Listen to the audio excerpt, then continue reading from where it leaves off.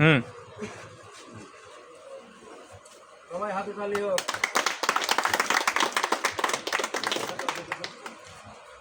আবার হ্যাঁ না দাদা একটু ভাই আল্লাহ আমাদের কুষ্টিয়া জেলার যে কমিটির আমরা যে নেতৃবৃন্দগুলো আছি আমাদের পক্ষ থেকে আজকে ভাইদের জিনিসগুলো গিফট করলাম ভাইরাও হ্যাঁ লালন মেলার থেকে। ধন্যবাদ এই কুষ্টিয়ার সকল আমার কলিজার ভাই ব্রাদারের জন্য, কারণ ওনাদের মন আমার মনে হয় এই বাংলাদেশে কোনো ভাইগো নাই পারে না জানে ওনাকে কলিজাটা কাটতে আমাকে খাওয়ায়। তো ধন্যবাদ সকলকে। আমার সভাপতি সাহেব কিছু বলেন। আগে দিকে দেন, পরে রাষ্ট্র সভাপতি। যাই হোক, নির্যাতিত মোটর শ্রমিক একতা ঐক্য সমগ্র বাংলাদেশের 64 জেলার যে ড্রাইভার সাহেবের ভাইরা তারা যে একতা হইতে পারে, এটা আজকে এই লালন মিলন মেলায় দেখেন আজকে তার প্রমাণ।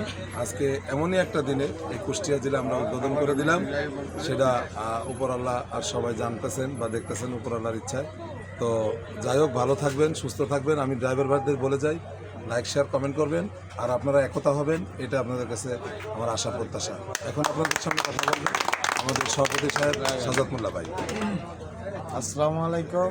নির্যাতিত মোটর শ্রমিক একতা ঐক্য সমগ্র বাংলাদেশ কুষ্টিয়া জেলা কমিটি কলিজার ভাই ব্রাদার লালন আকলায় আসার পরে আমাদের যে সাদা পোশাক গিফট করছে, এই সাদা পোশাকের ইতিহাস ঐতিহ্য যেন আমরা ধরে রাখতে পারি, সাদা মন নিয়ে আমাদের এই সংগঠনটা সামনের দিক আগায় নিয়ে যেতে পারি।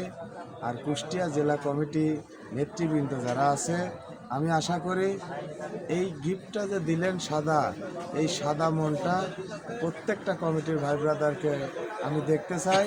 যুগের পর যুগ আমরা যেন এই সাদা মনে চলতে পারি। ধন্যবাদ জানাই।